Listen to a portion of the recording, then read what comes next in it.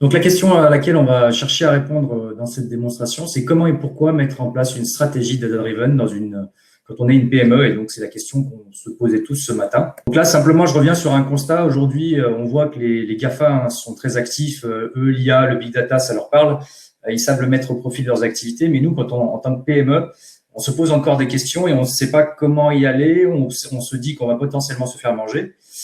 Et d'ailleurs, nous, on a mené une enquête là auprès de 170 entreprises d'Occitanie qui nous ont remonté à 92% qu'ils pensaient que leur exploitation des données serait génératrice de performance. Malgré tout ça, il y a quand même des freins qui persistent et on en a déjà parlé ce matin.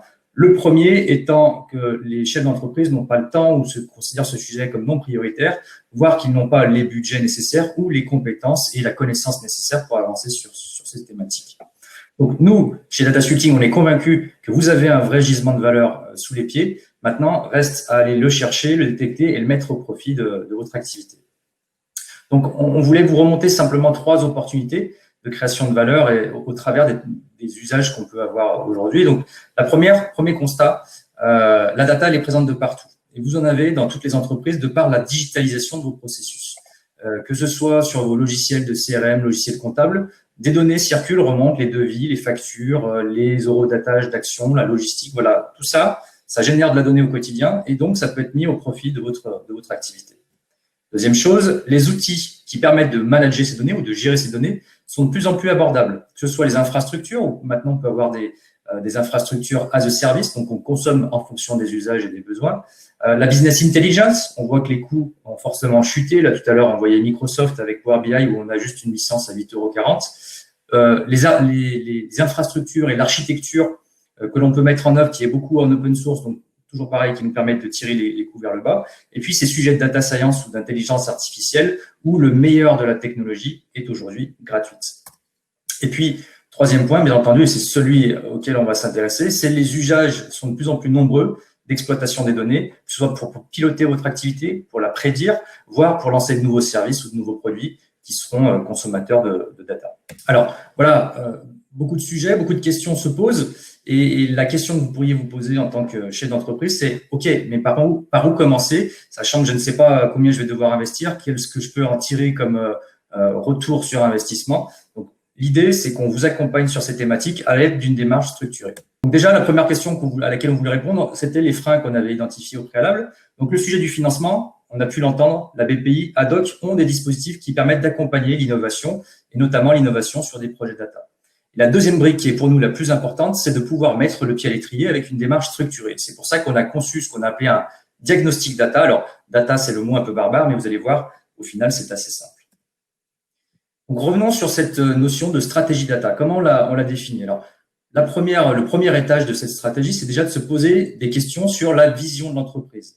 Où est-ce qu'on veut aller? Quel est notre SWOT, entre guillemets? Quelles sont nos forces, nos faiblesses par rapport à l'écosystème? Et en quoi la data va pouvoir nous apporter de la valeur et nous permettre d'être plus performants.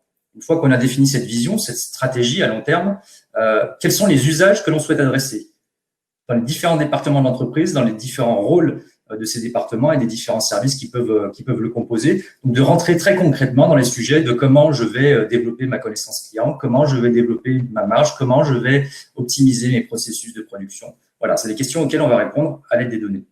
Troisième étage, c'est d'aller travailler sur l'organisation interne pour mettre à profit les données dans l'entreprise. Et puis, une fois qu'on aura défini ces éléments-là, bien entendu, on arrivera sur les aspects technologiques. C'est quelles sont les technologies et l'architecture qui sera nécessaire pour pouvoir adresser ces cas d'usage et répondre à mes enjeux stratégiques.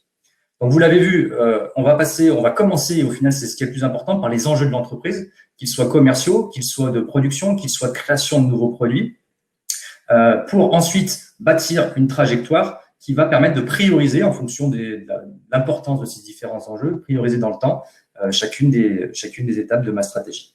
Donc là, je vous ai simplement fait un retour sur ces différentes étapes. Je ne rentrerai pas dans le détail, mais concrètement, les cas d'usage, on va s'intéresser à tous les piliers de votre entreprise, que ce soit vos clients, vos produits, votre gestion, les opérations. Si vous avez plusieurs points de vente ou plusieurs agences, voilà, s'intéresser à l'optimisation de ce réseau. Et puis, bien entendu, identifier et lever les risques inhérents à votre activité.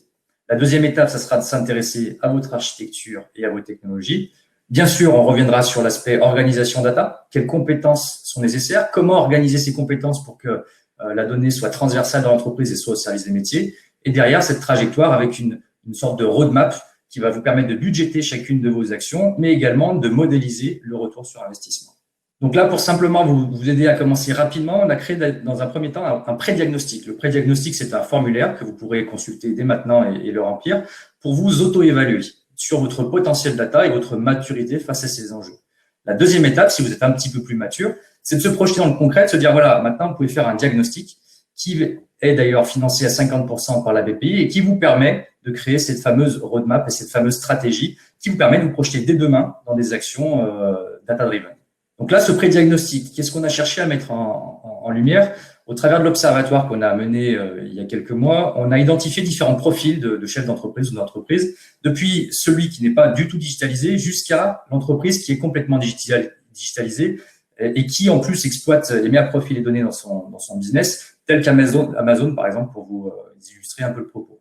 Donc là, l'objectif de ce petit questionnaire, c'est d'aller vous auto-évaluer et de voir dans quelle catégorie vous vous trouvez, de manière à ce que vous puissiez déjà savoir où vous mettez les pieds et quels sont vos axes d'amélioration. Donc, vous verrez, on va partager pas mal d'éléments pour commencer à vous poser les bonnes questions. Donc, je vous invite à noter cette URL, remplir le questionnaire qui prend une dizaine de minutes.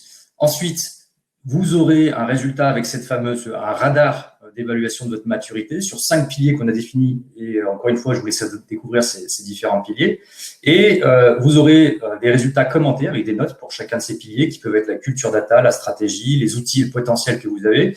Et on vous donnera quelques petits tips pour vous aider à trouver des informations sur les sujets qui vous concernent en fonction de votre niveau de maturité sur ces différentes thématiques. Et puis la deuxième étape, celle que je souhaitais vous présenter plus en détail aujourd'hui, c'est ce fameux diagnostic qu'on a déjà mené avec plusieurs entreprises. Donc aujourd'hui, il est financé par la BPI à 50%. D'ailleurs, vous pouvez aller tester votre éligibilité sur notre site web. Et il va vous permettre, en l'espace d'un mois, et sous forme de 4 ateliers, de définir la trajectoire dont je vous ai parlé. Donc on va commencer par faire un état des lieux. Quels sont les usages que vous pratiquez déjà? Quelles sont les technologies qui sont en place? Les sources de données, la quantité de données, etc. Donc on va vraiment faire un panel de l'ensemble de ces sujets. On va identifier aussi vos enjeux, vos problématiques actuelles pour aller répondre à ces questions à l'aide des données. Ensuite, une fois qu'on aura fait ce premier atelier, on va pouvoir définir les cas d'usage qui vous intéressent et on va les challenger et les positionner sur un graphique de retour sur investissement, puisque d'un côté, on va avoir les bénéfices que peuvent apporter chacun de ces cas d'usage dans votre activité, mais également, en contrepartie, l'effort qui va être nécessaire pour pouvoir y répondre.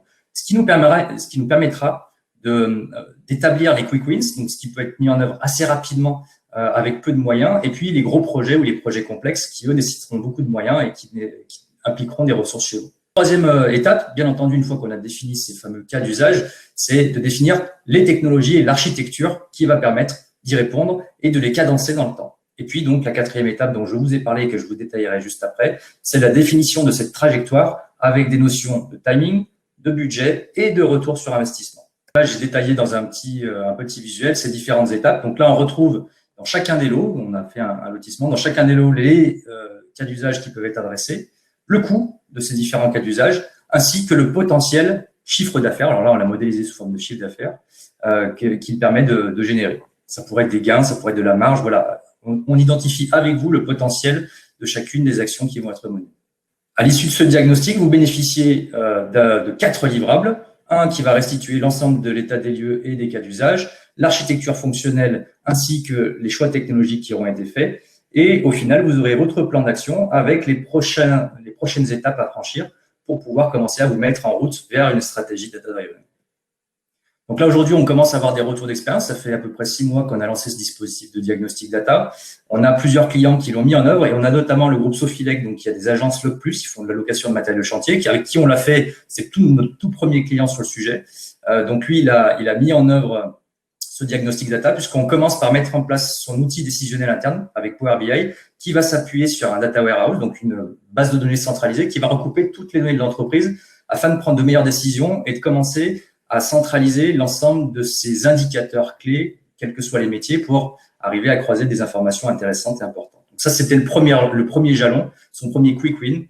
Et ça, on l'a fait à peu près 3 mois après avoir lancé le Diag Data. Voilà, donc je terminerai avec Data Sculpting. Nous, aujourd'hui, notre objectif, c'est de doper la performance des entreprises à l'aide d'une exploitation efficace et innovante des données, et ça au travers d'un accompagnement global, notamment des PME et des ETI, alors là on va parler en région, au travers de démarches de conseil stratégiques, BI, on fait aussi des études de connaissances clients, donc on recoupe toutes les données de l'entreprise pour répondre à des questions stratégiques qui sont généralement marketing. On va aussi réaliser, tout à l'heure je parlais de Power BI, on déploie des solutions Power BI chez nos clients et on met en place l'infrastructure qui permet de déployer le décisionnel. On fait de la formation et bien entendu, on accompagne le support des systèmes que l'on met en place chez nos clients dans la durée pour maintenir leur performance. Voilà, n'hésitez pas si vous avez des questions et dans tous les cas, je reste joignable par mail ou par téléphone pour répondre à toutes vos questions.